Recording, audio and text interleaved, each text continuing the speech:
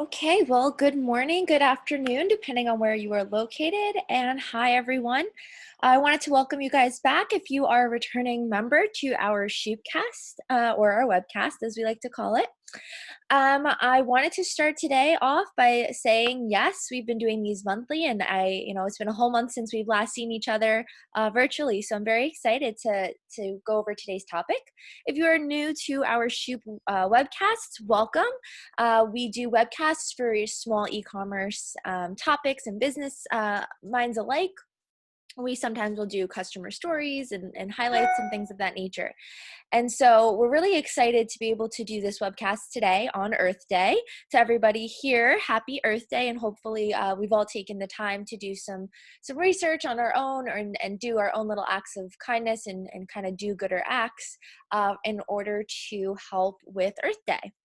My name is Tamara Fuchs, which we'll go into in a little bit. And today, our topic in honor of Earth Day is e-commerce sustainability, how to be more sustainable within the e-commerce industry. I do want to start off this webcast by just saying I am by no means an expert on e-commerce sustainability. I did a lot of research for this specific topic, and there's really a lot of information out there for everybody. And so essentially, we're going to just cover the very, very, top of this topic and get through it together. But I highly recommend looking up different articles and webcasts from other industries, as well as even like YouTube, which is a free platform, will have a lot of videos on this topic. And it's very interesting and helpful, especially if you are a small business owner or a large business owner alike, to understand what e-commerce sustainability is, why it's important, and all those great things. And so I'm, like I said, very excited about this topic today. If we continue on, as I've said, my name is Tamara Fuchs. I am Shuup's Growth and People Manager, and so I will be leading you through this webcast today. So for all of my members who are returning, this face should look very familiar, and to my new group of individuals, welcome. If you're watching this after the fact, we have these webcasts and you're always able to reach out to myself or us, and we will give some contact information at the end. I want to go in and start with the basics. So what is e-commerce sustainability? How is it different from, what people would call, I guess, regular, just being sustainable and things like that? And so these are just basic definitions. I'm going to start with sustainability. Essentially, this is doing something in such a way as to not deplete natural resources and to support long-term global ecological balance. So the goal here is really to create a balance between the environment, society, and economics, which are often referred to as the three pillars of sustainability in general, like generally speaking. E-commerce, on the other hand, is commercial transactions conducted electronically on the internet. And so, putting these two items together, it's something that I think is a large topic as of now, especially post-COVID, the COVID pandemic. Even though we're still, very much involved in the COVID pandemic, we are moving towards more in-person shopping again. However, the e-commerce industry boomed in such a way that it was almost unbelievable for a lot of us due to the pandemic and having less access to in-person shopping. And so in this time, there's been two really major things that they found. One, consumers actually enjoy purchasing online almost substantially more than in person. There are a lot of different statistics, and depending on who you speak to, I think these numbers do change. But it is important to note that convenience is really a way of life for a lot of individuals. Especially here in the US, convenience seems to be a very hot topic of discussion, especially in relation to e-commerce. And then the other thing we need to point out is sustainability has become, it's always been something that businesses have strived for, but it's become more of a impactful topic now with a lot more emphasis on climate change and how our environment and our planet is reacting to the way we've been treating it. And so there's a lot of information on that as well. And so by putting these two ideas together, these two topics together, you have to start thinking in terms of, okay, well, how does e-commerce affect the environment and affect the world that we live in, as well as how can we be sustainable when practicing e-commerce business models and business logic? So that's really what we're going to focus on today. So for for all of our viewers, just be clear, this is very, like I said, this is just the surface level of what will what's out there as far as information goes, and this is only one sector of sustainability and how that kind of affects where we are today, especially as far as e-commerce goes. So if we continue on, I mentioned these three pillars of sustainability. And before we get into kind of the nitty gritty of e-commerce, I just wanted to give some foundational information here to put it into perspective. So environmental is the first pillar on this list. And basically it's the one that we would see the most attention to. So a lot of businesses will focus their ethos or their philanthropy around the environmental impacts of sustainability. But there are two other pillars to this, economic and social, which we'll get into in a little bit. Environmental is, I think, the most prevalent, as you can see it. There's physically data and numbers and real-time effects that you can see happening based on the way that you run a business or run e-commerce. And so that is partially the reason it does get a lot of attention. You're able to analyze carbon footprints and see how your business or what your business carbon footprint looks like. You're able to physically see waste from packaging and shipping and really, landfills. You'll be able to see those items and, the non-biodegradable, the things that we can't get rid of once we create them. You'll be able to see those items in images and in real time if you are visiting a landfill. And finally, you can also see the overall environmental impact. This is a very large topic within sustainability, and it's something that would need its own series of webcasts to go over. But in short, if you just take a look at where we were 5 years ago, 10 years ago, 20 years ago, etc., you can actually see how much our environment has changed and the impact of our actions and what that means for us. So I do recommend doing some research on that if this is a topic of interest to you. The second thing is tracking and focusing on reducing impact to the environment can have both a positive impact on the planet and a positive financial impact as more and more consumers come to value the efforts being made. So basically, this brings us into our next pillar, economic. They do tie in. And if we take a look at the right-hand side, we have this cool Venn diagram here. And so if we take a look at the yellow and the overlap for the environment, we can see that there's a section called viable. So this is what we want to focus on right now. With e-commerce, with any type of business, we have to think, yes, we want to help the environment, we want to be sustainable, and we want to do what's best and, for the planet, leaving a positive impact on the planet. But we also need to think about finances and what is viable for a business.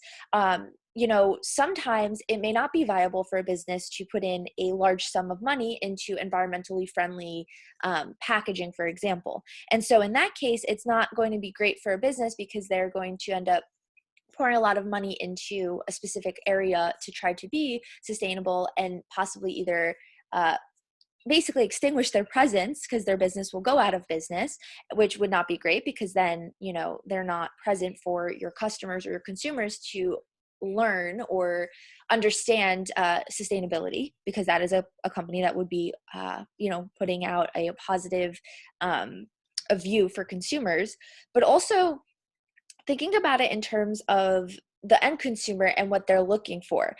In today's world, especially, there's a lot of information on this again, and we won't go into it, but depending on the year in which you were born and the generation, I guess, that you fall in, so like millennials, for example, versus baby boomers, there's a large difference in the way that that end consumer views a business and their business model. There are a few studies, but one of them that I read was actually pretty interesting, talking through how millennials are more likely to shop at a place that is more sustainable because of the way they were raised, and because of what's been going on in the news now. Essentially, the impact of our actions on the environment have been a hot topic, especially for millennials as they were growing up.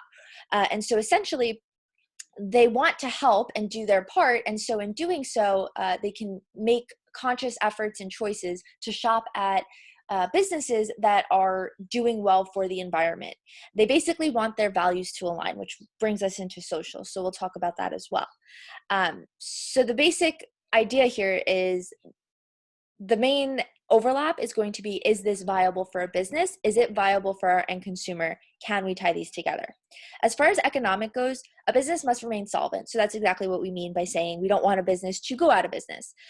We want it to be viable and profitable as a company. And so the main thing here, is that profit cannot become the main, profit cannot come at the expense of environmental and social concerns. We want the business to stick around long enough to make an impact in the industry. And so if we have an e-commerce business that is doing really great and is very sustainable and is educating the consumer about sustainability and about e-commerce sustainability in particular, if that business dissolves and goes away and goes out of business, that educational component becomes irrelevant. It no longer exists. And so more end consumers are forced to go elsewhere to possibly businesses that are not as sustainable or not sustainable at all. And so this is what brings us to social. We want to operate in a way that benefits the employees and the community. And so we're going to have a focus on the end consumer in our specific PowerPoint today. I wanted to mention for this webcast, we're really going to focus on more of the environmental aspects, just because we want to share some tips and tricks on things you can do to be sustainable in the near term now, whereas economic and social are more long-term goals that we have that kind of tie into the environmental aspects, and we'll touch on them a little bit today, but those two are not ones that we'll be focusing on heavily in this webcast. I do want to take it over to the image before going to the next slide to go over the overlap in our Venn diagram. So if we look at social and economic, or economic circles rather, we could see that there's a bearable overlap. And so basically we want to make sure that we are economically sound as business owners, but also for the end consumer, creating prices and creating a product that is, again, viable for an end consumer. The prices have to be, bearable in order for an end consumer to continue buying them and for a business to continue that revenue stream in order to then go back and purchase or create a sustainable, sustainable business or e-commerce business where environmental protection is a main concern. If we look at social equity versus environmental protection, there's that equitable overlap. And so I think the main piece here is to remember that you aren't trying to cater to one specific type of person. We're not trying, as a business, you should not be catering to one specific, group of, okay, we want to be sustainable and we want to reach the sustainable, end consumer. What we want to do is remember we need to include every group possible. You need to create a business and a product that is going to reach every consumer and not just the sustainable consumer. And the reason for this brings us back to kind of social versus economic. We want to create an educational stream for sustainable practices, for sustainable products and things of that nature to those who may not be as educated as the group who is sustainable at the moment. And so in doing that, you're bringing in more revenue stream, which is connected to economics. And then that revenue stream is better able to support your business's sustainable goals, which is heavily reliant on the environmental protection.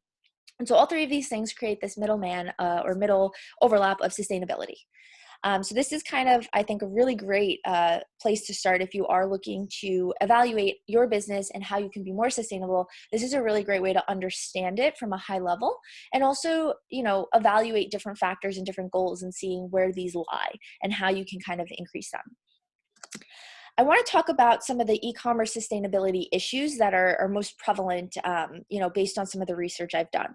Energy waste, greenhouse gas emissions, packaging, shipping practices, product returns, product makeup, and consumer waste seem to be the biggest factors within environmental protection that, are not sustainable and that can be.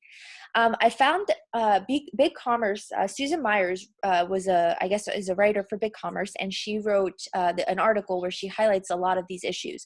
And one of the quotes that I pulled from it was just very powerful to me. A good portion of this carbon footprint comes from the last mile of the shipping process when the package is moved from a fulfillment center to a home address, which adds the vehicular pollution in residential areas. The reason this stood out to me so much is because I've never really sat back to think about the process from the big picture point of view.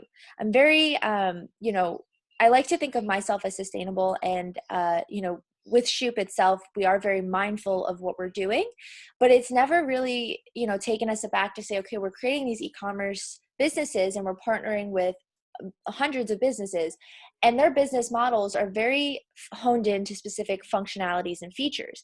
We never really take that step to take a moment and look at the big picture and say, okay, well, this package is going from the shop to the residential area. And how does that happen? And it's through a vehicle where there's pollution, and that happens every day. It's more so we're focusing on the left-hand side where we're noticing energy waste, greenhouse gas emissions, packaging, etc. And so I thought this was a really great quote to pull, because I think it gives a lot of us, and hopefully it will give a lot of you, perspective on the full process, and thinking about, each individual piece of the process when we order a package and ship it out, or when we as business owners make conscious sustainable goals that, may not include these big picture items that we don't think about or we overlook. We're going to go into a couple of things today, to address the items on this left-hand side. But I think this is a really great place to start, and kind of thinking about your own business, your own e-commerce business, or if you're looking to start one, thinking about, okay, well, these are some issues. How can I build this into my business model to create sustainable goals? And so if we take a second, we can actually look at and assess your marketplace, your e-commerce marketplace. These are just 6 steps you can take. These are not all the steps you can take by any means, but I think it is a really great start if you have an e-commerce marketplace to assess it. And if you have an e-commerce marketplace idea, this also is really great to use to assess how you would go about certain items within your business model. So the first thing is assessing your carbon footprints and their cause. Your carbon footprint is really anything that you're doing that's going to cause, some kind of environmental impact. And so there are different things you can do here. There's plenty of resources online. Even just Google will, if you write assess your carbon footprint, they'll help you kind of with this, and help you pinpoint where the largest part of your e-commerce business is kind of creating the carbon footprint. So this is really great because it'll give you an idea of where the main issues are. I think it's also really great because in an ideal world, we'd be able to solve all of these issues. However, with, the state of the economy and a lot of the sustainable practices that we've kind of mentioned, you can't fix everything in a day, right? Rome wasn't built in a day. And so figuring out where your biggest problems are first and allocating the economic funds that you have available to create a viable product and a viable business is going to be the first step. So you want to figure out exactly where your main carbon footprint or the majority of your carbon footprint is coming from, and if it's something that you can address both, in all 3 aspects: environmentally, socially, and economically. The second is to set realistic goals to address your footprints. So we kind of talked about this a little bit with the first step, but you want to figure out where it's coming from and then create a goal to address this. It might not be as simple as, okay, we can put money into this and address it and it's done. It might be a long-term practice. Some of the major retailers, which we'll talk about in a little bit, have made statements in which they say by X year we'll be doing X thing. And so, it's not meant to happen overnight. It's meant to be a goal that you're working actively to reach. Of course, there are things that you'll find in your carbon footprint that you can address very near term, almost immediately, but there are things that you'll have to work towards, and it might take 5, 10, 20, even 30 years to complete. And that's okay because you're actively working towards it. The first part of this is to actually figure out the cause, right? Because if we don't know the cause, we can't set realistic goals. The third is to align your business operation to sustainable goals. So essentially, like I said, it might not be a near-term thing that we have to change. It might be a long-term thing. And so you want to align your business operation to reach those goals. You want to set yourself up for success. So if this is something as simple as switching out your packaging materials from non-recyclable to fully recyclable, this is more near term. You can most likely get this done, and you just have to align your business operations to reflect this. Go to your packaging retailers and make sure that you're purchasing the correct packaging materials. Something more long-term would be, we want to be fully a zero waste landfill. we want to have zero waste for our landfills by the year 2025, which is when we'll talk about with Zara actually in an upcoming slide. But this is something that's not going to happen overnight. So what they've had to do is align their business operations to reach this goal. They have to make small steps in order to get to the big picture goal. And so they take little actions with each store to make sure that they're able to align what they need in their own business operations. And so with an e-commerce marketplace, this may look a little different for you, but maybe it's as simple as pickup only, or maybe it's as simple as no overnight shipping because this, causes extra CO2 or greenhouse gas emissions. So there are a lot of things that you can think about here, but the main thing is to remember is not something that you need to happen overnight. It's something that you need to create a plan for and align your business operations with that plan. The fourth is to engage sellers and buyers to meet these goals. So the main thing here, especially with an e-commerce marketplace, is that you're going to have vendors. Usually you'll have other businesses selling on your platform or to your end consumer. And so the biggest thing is you want to make sure that the sellers are understanding your goals, understand your business operation and the model, as well as what your business stands for and your ideology and your ethos. And so engaging sellers in this behavior by, creating maybe limitations on the shipping methods they can use or the types of products they can sell will encourage your sellers to be a part of a marketplace that is sustainable and reach those goals.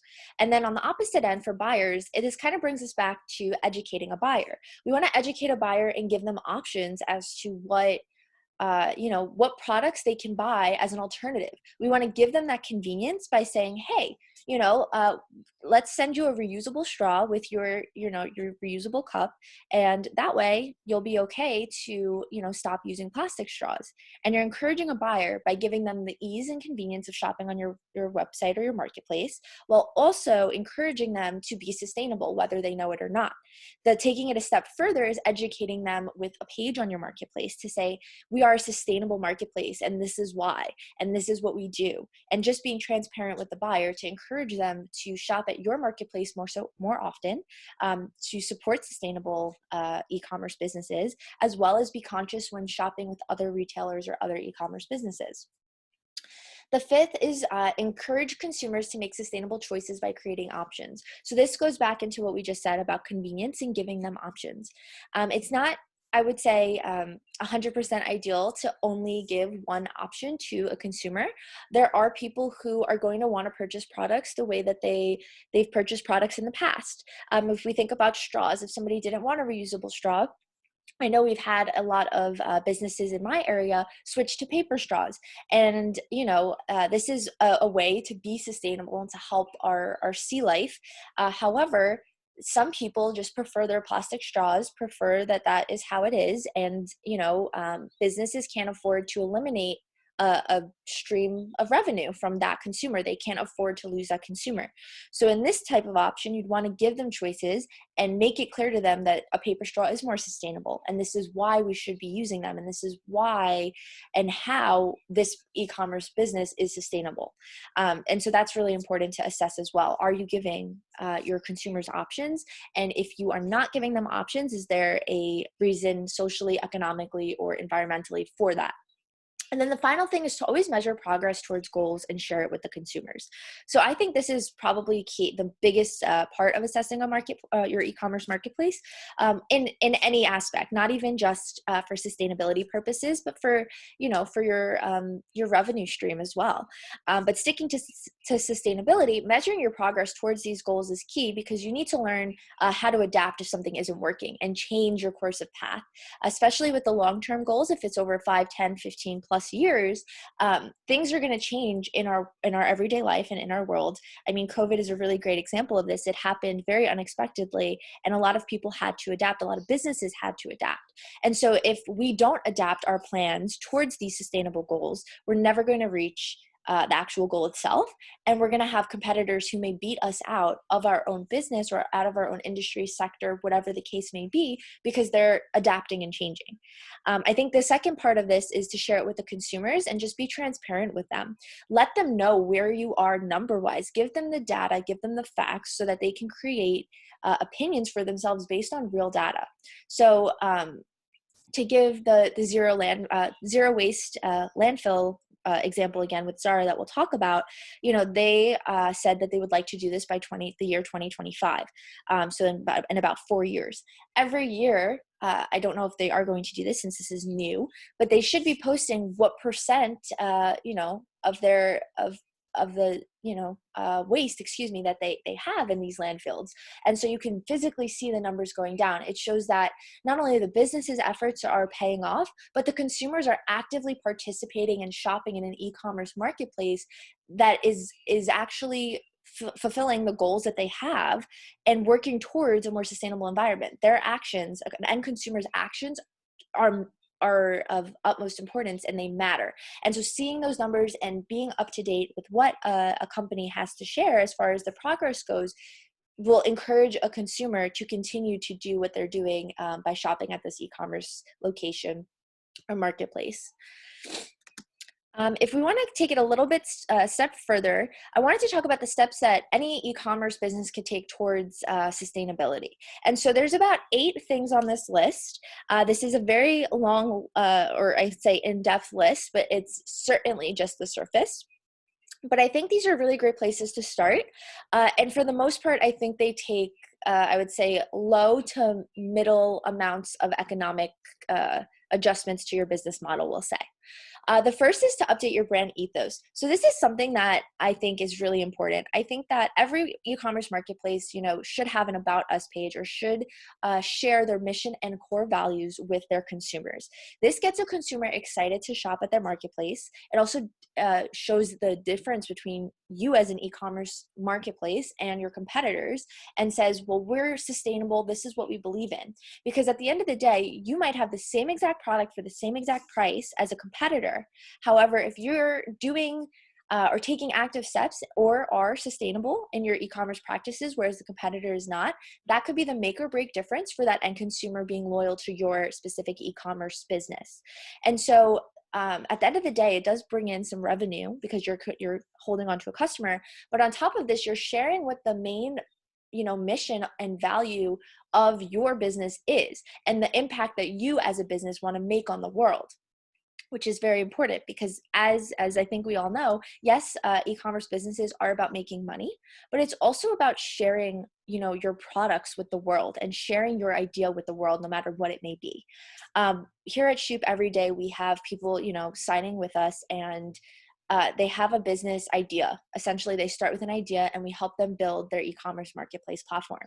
And time again, we'll hear, this is my baby. This is my e-commerce marketplace. I've had this idea forever. I've saved up money to be able to do this. I want to share my art with the world. I want to share my products with the world. I want to share this idea with the world.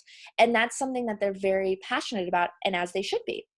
And so by taking it a step further and updating your brand ethos and how you function as a business, what's important to you, whether that be sustainability or not, is very important.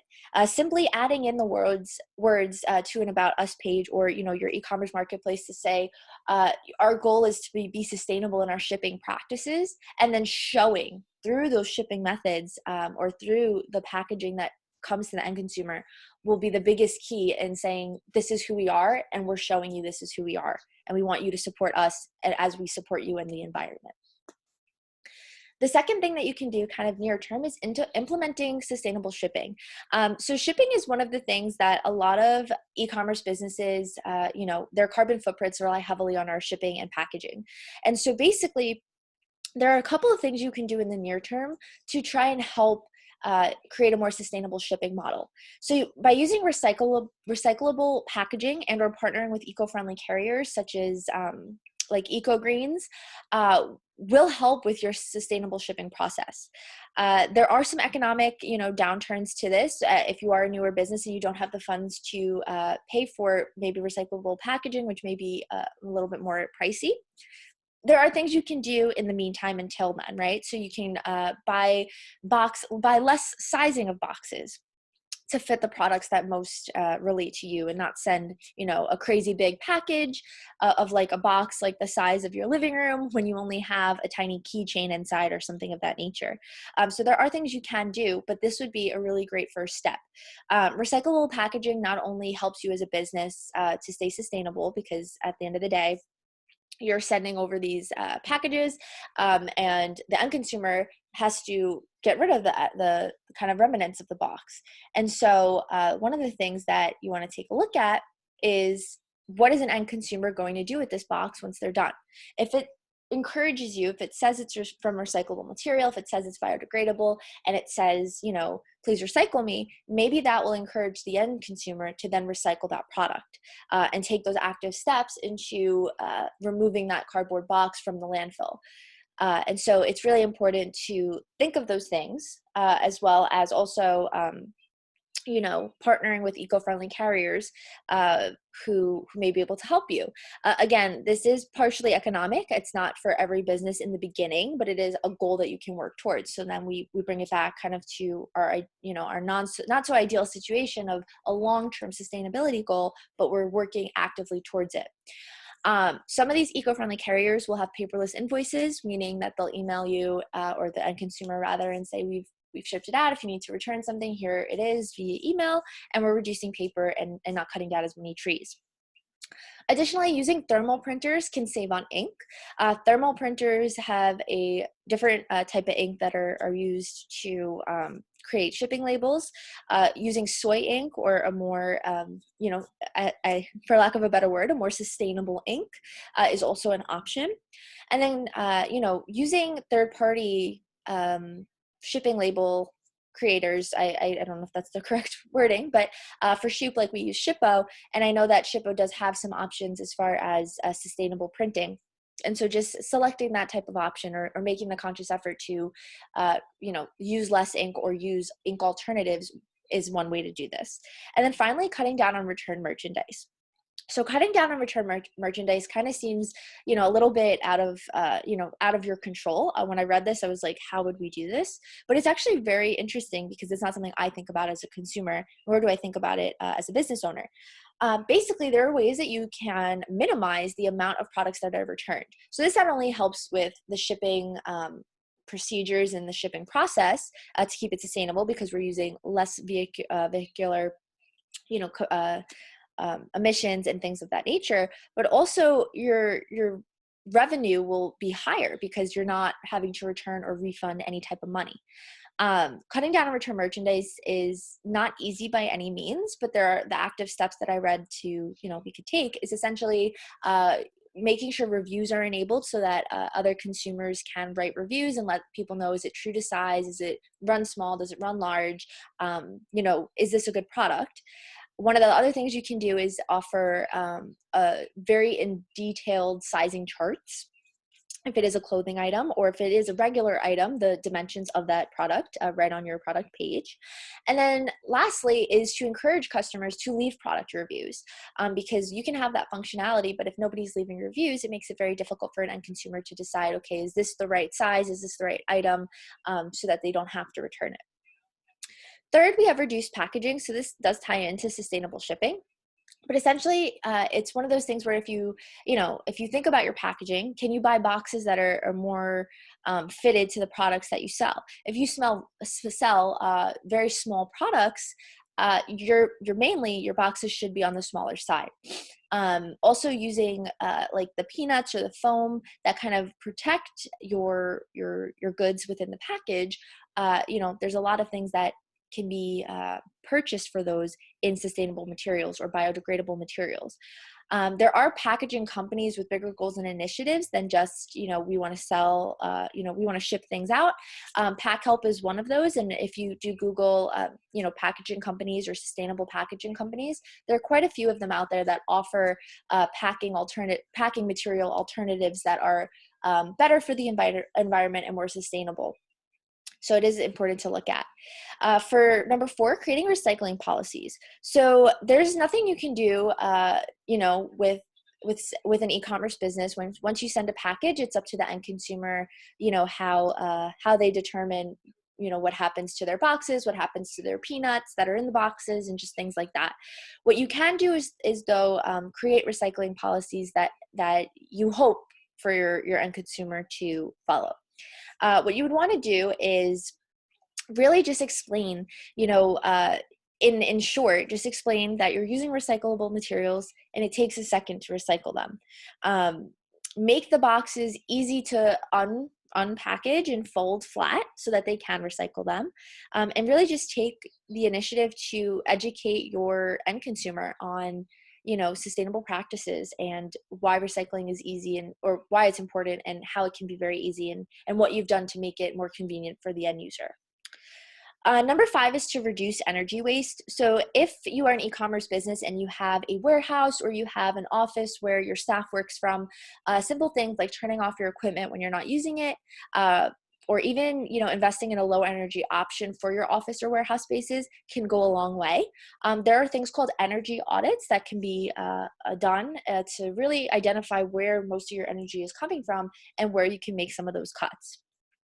6 is to add products that support sustainability. So this is partially, it goes back to our first couple of slides where eco-friendly alternatives are creating options, right? So we want to create options for our consumers so that they can make decisions on their own and feel that they do have the option to do so, while also encouraging sustainability. And so that being said, you can also create an offset service charge at checkout to say, okay, well, you've bought a sustainable product, we're going to donate this to this company, or we're going to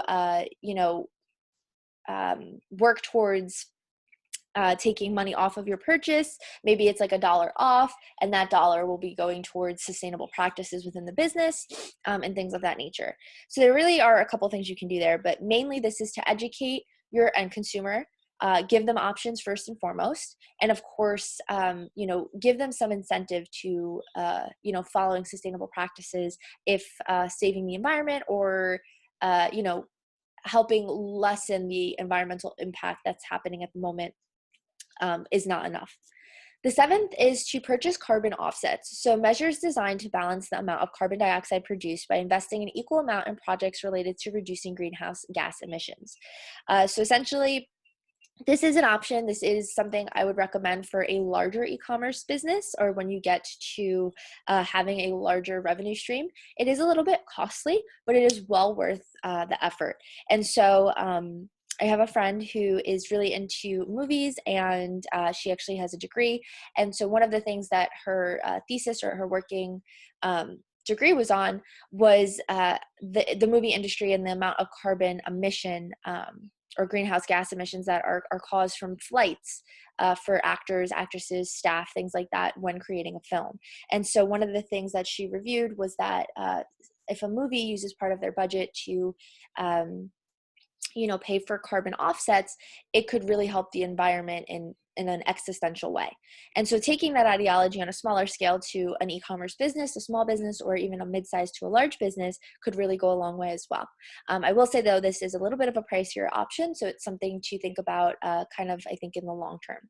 And then the final thing is to create a resell or reuse merchandise model. So there are things like Poshmark and Depop, which we'll talk about in a moment, but essentially, thrift stores do this all the time, where you're not just throwing out old clothing or old products, you're regifting, reusing, reusing and reselling these items so that they don't go to waste and that they're being used for the majority of their life. Once the product is broken or something is ruined, trying to find ways in which to dispose of the product correctly or the item correctly is the best way to go. For example, with clothing, when we have ripped clothing in my house, depending on the type of material it is, we will cut it up and we'll use it as a rag to clean our mirrors or to clean our glasses. We'll make them kind of small and we'll use those. They're not the prettiest items, but it is sustainable and helps in a small way. I wanted to talk about some of the examples for e-commerce sustainability. So offsetting greenhouse gas emissions and making them carbon neutral. This is something Amazon is working towards, I believe, by the year 2040. And so this is one of those long-term goals. Material restrictions. So Patagonia has a couple of items where they are strict with the materials that are used. They are to be organic, sustainable, and recycled materials for their clothing. Zero landfill waste for Zara. So we've already spoken a little bit about this, but this is one of their goals that they're trying to reach by the year 2025. There are many large big box companies that follow this next one of reusing renewable sources to power distribution centers, offices, and stores. Sephora is one of the ones that kind of has the largest impact for this.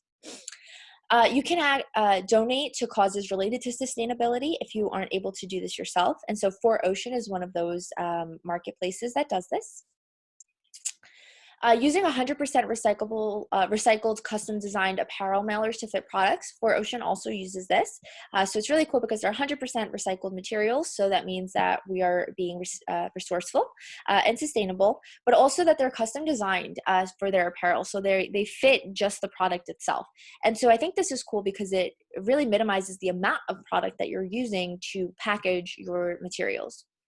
Using soy inks, recycled packaging, and natural materials for products is something that Tom's does. Tom's also has a philanthropy of donating a pair of shoes. So every time you buy a pair of shoes, they also donate a pair of shoes to a child in need. So I think this is really cool because they're environmentally sustainable, but they're also helping with other worldly problems. And then resell and reuse product models. So we did speak about this on the last page a little bit, but Depop and Poshmark are two that a regular everyday person can then use the platform, this e-commerce platform, to sell their items or give them out to a person so they can use them further.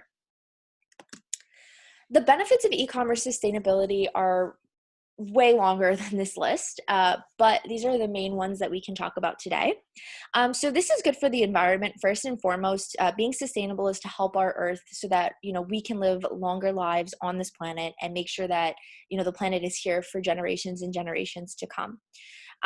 It also a sustainable environment would is just healthy. It's more healthy for the people living in it today. Competitive edge. So e-commerce sustainability, we talked about it a little bit, but depending on some of the studies that are written, if you do choose to read some of them, it really depends on the age and the way that you were raised. Different problems, I will say, or social problems, economic problems, and of course, environmental problems are differently emphasized depending on your age. And so millennials are very much in tune, we'll say, with sustainability and the impact that we've had on our environment over the past several years. And so they are more keen to shop a e-commerce marketplace that promotes sustainability and has sustainable practices, giving a e-commerce marketplace who is sustainable a competitive edge over those who are not. This is attractive to consumers, so not just millennials, of course. This is attractive to all consumers, and that's kind of where we need to be if we think back to our slide, where environmental impact and social impact kind of overlap for being equitable. And so we want to attract all consumers, and it's starting with consumers that we are attractive to. We'll spread out from there and hopefully gain more traffic.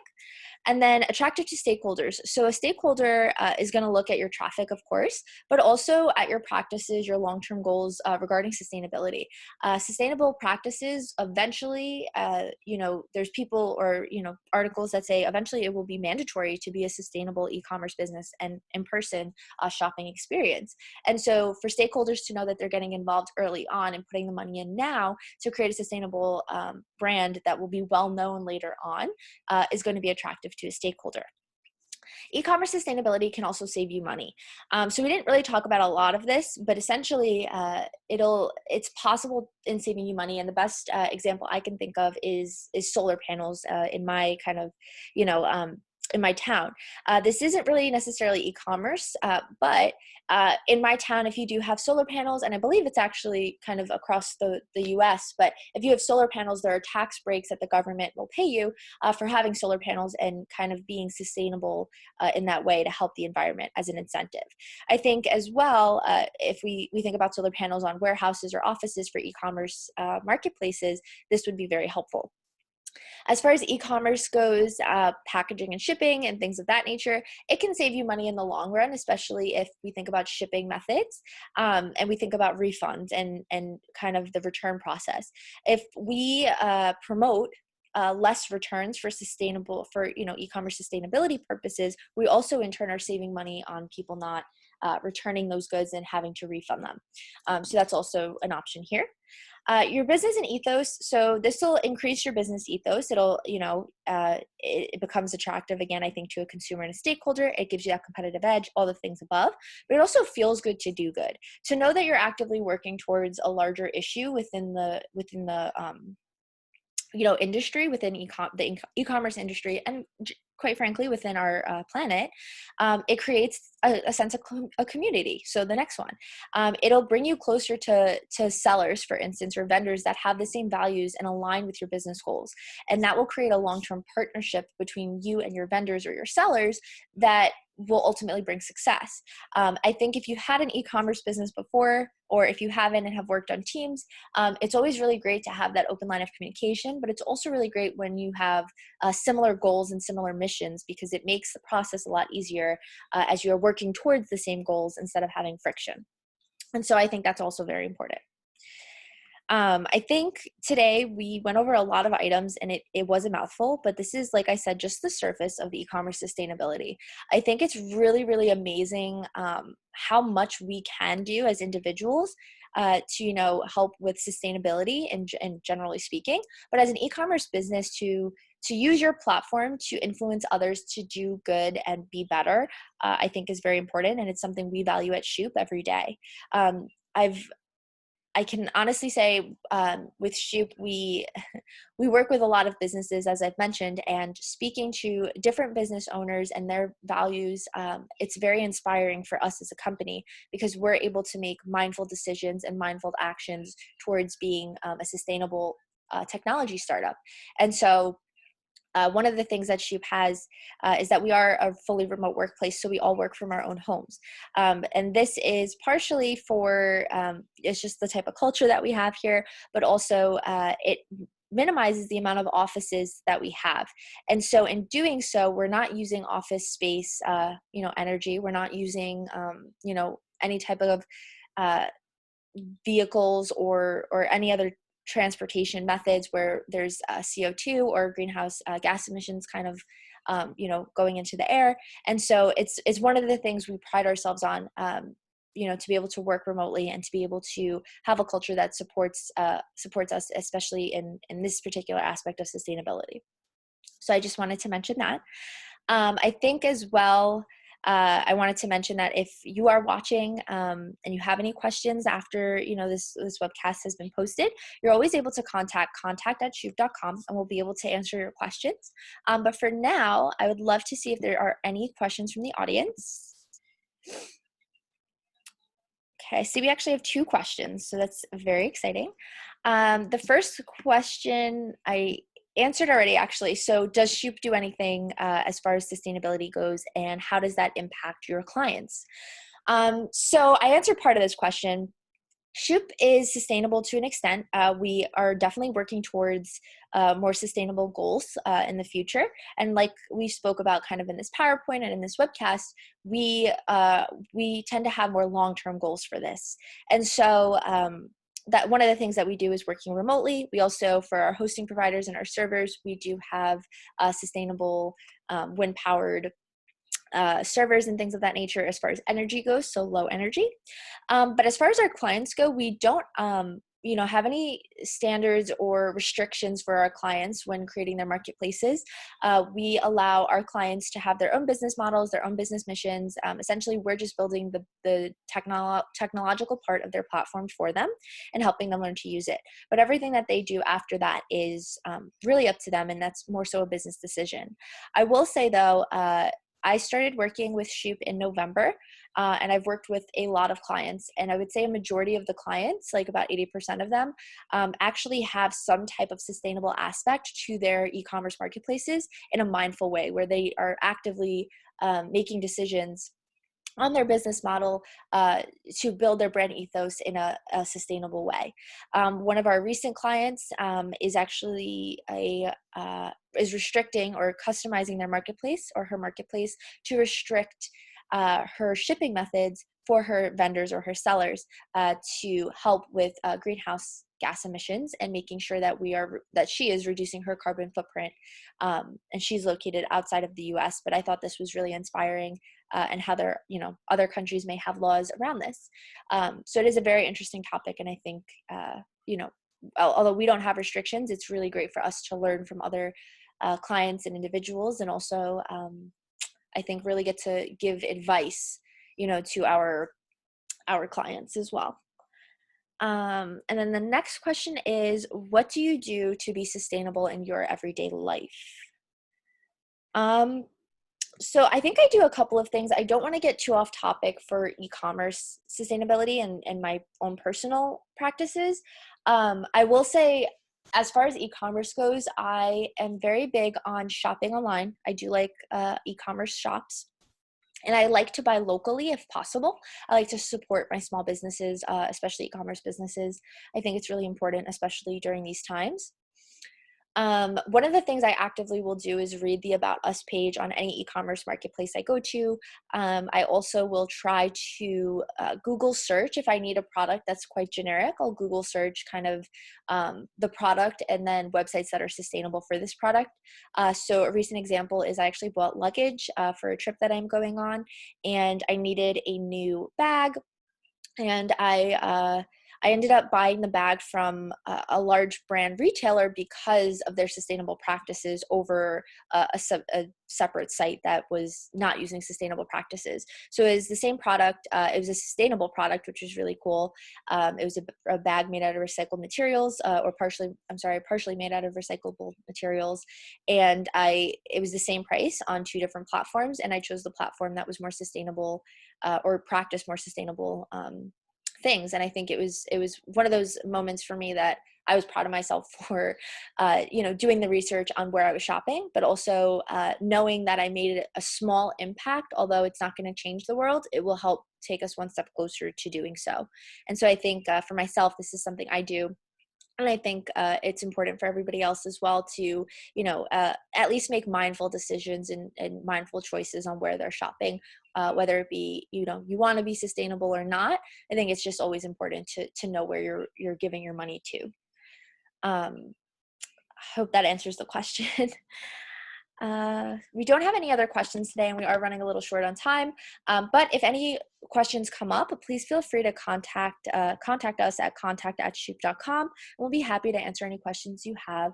Also, any comments. I know this doesn't say it here, but this is such a great topic, and we love to spark conversation at Shuup. And so, if there are any comments around this or anything, any webcast series that you would like to see in the future, just let us know, and we'd be happy to do so. I think that's it. Yeah. On that note, happy Earth Day to everybody, and hopefully you learned a thing or two today. And if not, hopefully that this has been an eye-opening webcast. It was certainly an eye-opening experience for me to do the research on the information for this webcast today. All right. Thanks, guys, and have a wonderful day.